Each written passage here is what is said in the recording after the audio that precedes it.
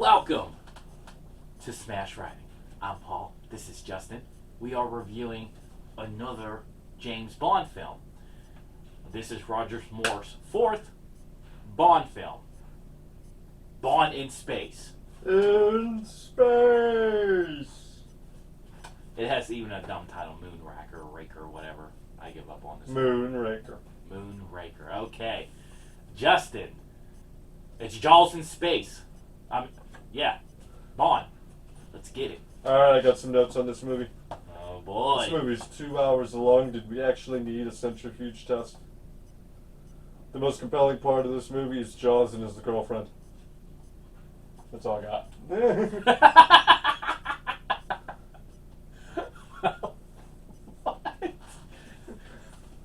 What the hell is that? Alright, here goes the movie. We have a spaceship that's been stolen off the back of a jet. It's called the Moonraker. The Moonraker is a new spaceship that can be launched like a plane straight into space. And a guy that has it now, he stole it. I can't remember his name. We meet him right at the beginning of this movie. Drax, Mr. Drax. Yes. And he's immediately the bad guy. There's no mistake in this. There's no mystery here. He's the villain. He's not the only one. Jaws is returned. And for the most of this movie, you'll think it's just Jaws wanting to kill Bond. But no. That would be a better plot. Yeah. He's actually working for Drax. But they end up, him and the associate Goodhead, that's her name. Her name is Goodhead. Now, I've thought so many different things about this woman. First off, I thought she was CIA when he found her stuff and that she was dead at the beginning of the movie just for her to be alive. But now I'm thinking that was somebody else. And I'm mistaken. Because there were a lot of people in there who looked like Goodhead in this movie. This movie cannot be serious. But it ends up, now Goodhead was a NASA person. She wanted to be the first woman in space. And they do end up in space. They end up on this space station city. And they're going to, his big master plan here, he's going to create a master race of people. They're going to unleash this toxin onto the Earth that is only lethal to humans, kill all the people, while all of his chosen few people are going to procreate on the space station and then come down and be gods on this planet. And sounds worse than the mermaids. Was going good, but they managed to turn off the radar, the thing that's disabling radar, the jammers. And NASA sends a platoon of soldiers already decked out in spacesuits with laser pistols to fight off his army of the then space. like Darth Vader came in and pulled out the lightsabers. Is that you, Darth Helmet? But everything is going good for him until, though, Bond points out the Jaws. It's like, he only wants the best. Physical and vanity, and Jaws realizes he doesn't fit this persona. And his heart grew three sizes that day. Sounds like a medical condition. Yes. But to be fair, so's he. Yeah. He bites the cables off of one of the cable cars. Once again, all this strength. He is Wile E. Coyote in this movie. He survives a fall out of an airplane with no parachute. Mm-hmm. Jesus. And he's in the next film too. Is he? Next Roger Moore Bond or whatever. Good. I need to know the next chapter of the relationship the Jaws. between Jaws and his lady friend. Yeah, I gotta know. I think he's in like 3 or 4 Roger Moore Bonds. That's the best story. Could be wrong. We'll find out. That's the best story in any of these James Bond movies so far, is Jaws and his lady friend. That he meets when he wrecks the cable car into a chapel, and they look at each other, like each other, and they just wander off. I thought that was going to be the end, and no, he's still working. They're in space. He's still with Drax. Okay. Is that? They What do you think that the producers and writers of this film was thinking? I think they watched two things before they wrote this movie. They watched Star Wars, and they watched Spider-Man. Because they give him this stupid ass wrist device that launches a dart when he goes like this. Like, can you imagine that? Just flicking your wrist and a dart comes out? Like, this person giving you the cigarettes at the gas station is dead.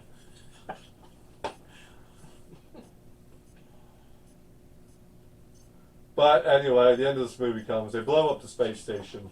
Everyone evacuates except Jaws and the blonde lady. But they survive the ship crashing to Earth and blowing up. Which is great, because I need to know what's happening here. It's the best story. That's the end of the movie. Oh no, the space sex scene. Yeah, there's the sex scene, but we're in Bond movies. I know what we're talking about. That's Moonraker. That took 2 hours for them to tell. For God's sakes, edit your movie. Begging you. That would be like an hour movie right there. Like they just cut everything out. Like an hour and 20, hour and 30. Just, please, for the love of God. And the sad part is, and I texted you this morning when we were talking about it, this was not talking about inflation numbers and all that crap, but at face value, this was the highest grossing Bond film until GoldenEye. Even more good reason to get the GoldenEye. My God, this movie, the series will never end.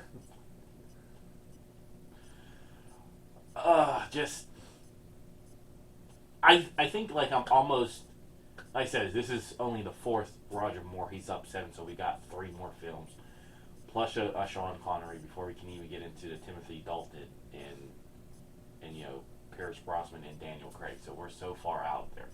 This is number 11, so we're getting closer. Until at least the good stuff is still far away. Yeah. The problem, we haven't gone to Octopussy yet. That's gonna be. These films are not trying anymore. I kid you not, the first time I heard of that film, I thought it was a porno.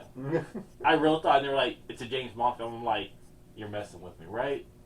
And when I looked up, no, I think it's actually Roger Moore's next. No, that's for your eyes only. Okay, so that was okay. And then Octopussy. And then Connery. We're 3 away from Connery. And the way we record these videos, my God, we're not. We're 1, 2, 3, 4, 5, 6, 7 away from Brosnan. 7 more to go. Hey, well, none of us watched the Timothy Dalton ones, right? So yeah, we got Dalton first. So we there could be some, it could be just to get to him. But this movie doesn't seem like it's trying to be a Bond film. They are definitely playing into the Star Wars, trying to captivate, that money to be in space. And I text Justin this too, and I'm like, dude, this feels more like a parody rather. The last film didn't even feel like a Bond film, but now this feels like they're just mocking you. We have 3 more Moores and a Connery, and then Dalton. Okay.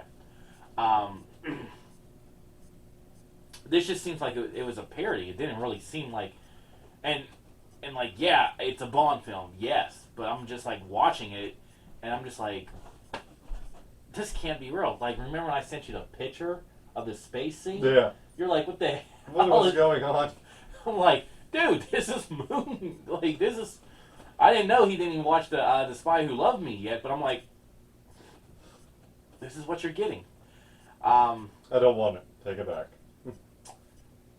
I want a spin-off, though, of Jaws and the Blonde Girl.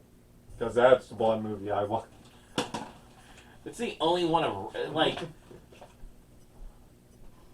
even Roger Moore as Bond, like, at this point, I'm still thinking he's the better Bond, but I think you're now on the down. Like, I think he reached his peak, he stayed at the peak, and now it's going to start to falter.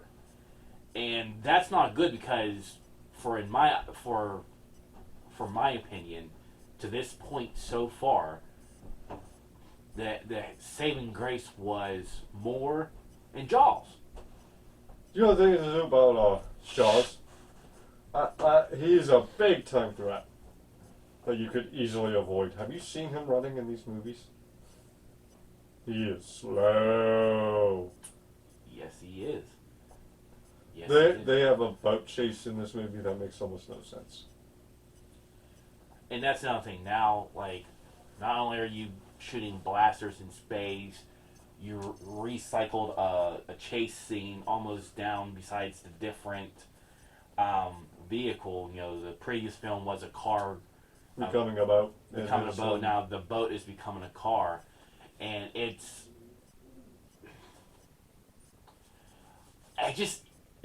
I think they're just not reading the source material. Now, I know from the previous film that I looked up that the plot was nothing actually like the book. There's no elements. It was literally just the name and the characters.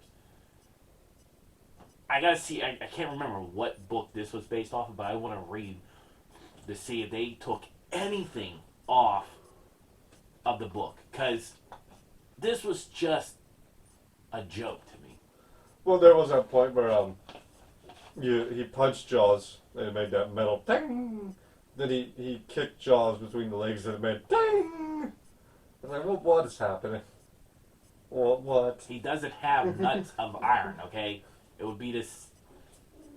That's what I'm saying. Like, these two films, honestly, from the last time we did the Spy Who Loved Me to this one, it just doesn't seem like they're trying to be a Bond film. You know, and like I said, it's Roger Moore. I applaud them for trying to do stuff different. I do. I applaud you for trying. But at the same point, what? Oh, we're in the age of the stupid fucking names. At least last time I had fun calling her Ice Cube. Now you got What am I supposed to do with this? Now you got Welcome the Good Burger. Like, the names are even, like, so messed up. Like, Well, don't get me wrong. The movies I like have a woman called on the top. but not good hit. Not good at. Like I said, I'm just worried now. The one I really like has one called Christmas. My worry is Like, I'm dying for that in this. Like, come on. my worry is now is here we are 4 films in, we still got 3 more. I feel like couldn't even tell her apart. I thought she was dead, and then she wasn't. And I'm like, was that somebody different? Am I going crazy? nobody knows. Who was attacked by the dogs? All right, give your final thoughts on D. this. It's got to be a D. The Jaws and Blonde story couldn't save it. They tried. I'm going to probably stick with the D. This is misery. Good Lord. Again, your only real saving grace is your main villain finding love. And at least it's not Connery. You don't have anything else. No, you really don't. Like I said, I'm probably giving it like a 68, 67, 68 type of D. Yeah, Jaws. More. I'm not saying, like I said, he's on a decline, which now worries me for the next couple of more films coming up, because I feel like his performance. I think even now he's probably getting tired of being Bond, and which is like, I need the money. Like he's probably going to get worse, like how you said, like he's just getting there with luck and get to a pension. I think Roger Moore is really trying. He's like, I signed on for these films. Well, Now I'm giving up. the thing is, too, like, he's actively doing spy work in this movie, but at the same time, it still feels like he's lucking into his discoveries. Things are happening around him, and he's not causing any of it.